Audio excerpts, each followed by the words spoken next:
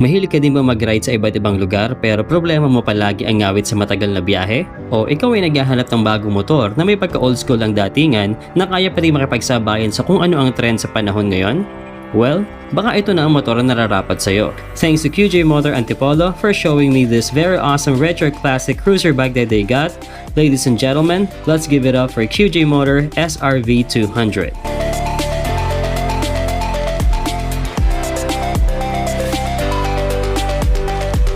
Hindi biro ang kompetisyon na pinapasok ni QJ Motor pagdating sa classic bike segment, especially at bago pa lang sila sa market.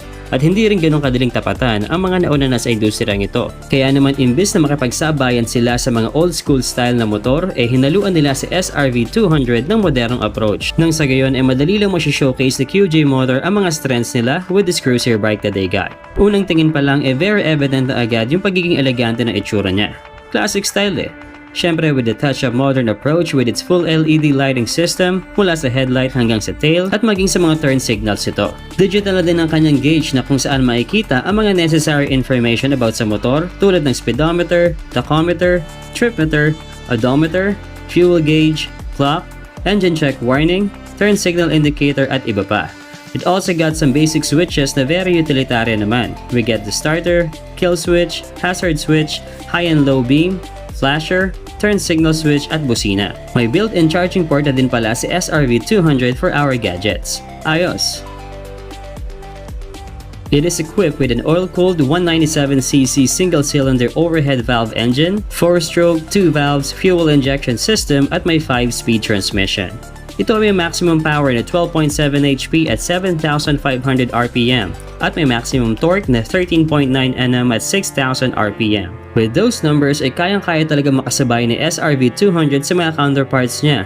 It has pretty decent acceleration as a cruiser bike and could go over 100 kph na din. Not too bad.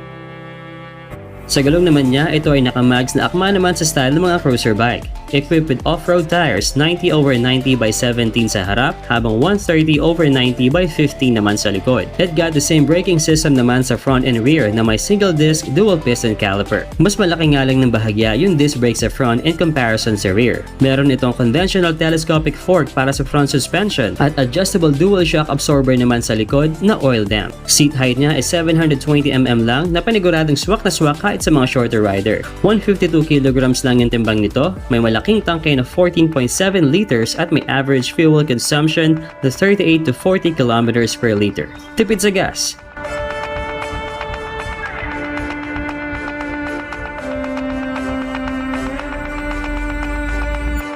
SRV200 is built for cruising. Siyempre, cruiser bike nga So don't expect too much para dun sa mahihilig magwalwal sa kalsada. But that doesn't mean na walang ibubago to. Try to go back to its numbers.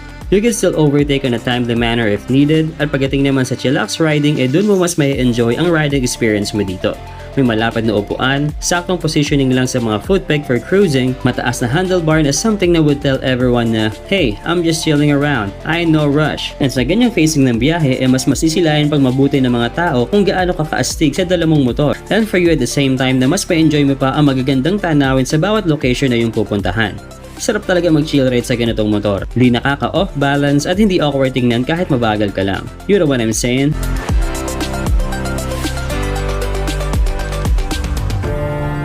So kung tingin mo ito na ang motor na para sa'yo, you can take home the QJ Motor SRV200 for only 108,000 pesos.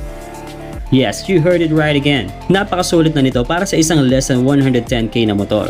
And yes, we all know na marami pang pwedeng idagdag para sa motor na to. Pero with that price and features that this bike has, this is such a great value for money. Bisita lang kayo sa QJ Motor Antipolo kung gusto nyo mas masilayan pa ng malapitan si SRV200. They're located at Tripoli Building, Marcos Highway, Masinag, Antipolo City.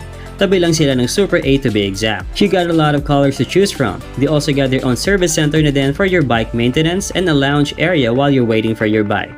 Ayos!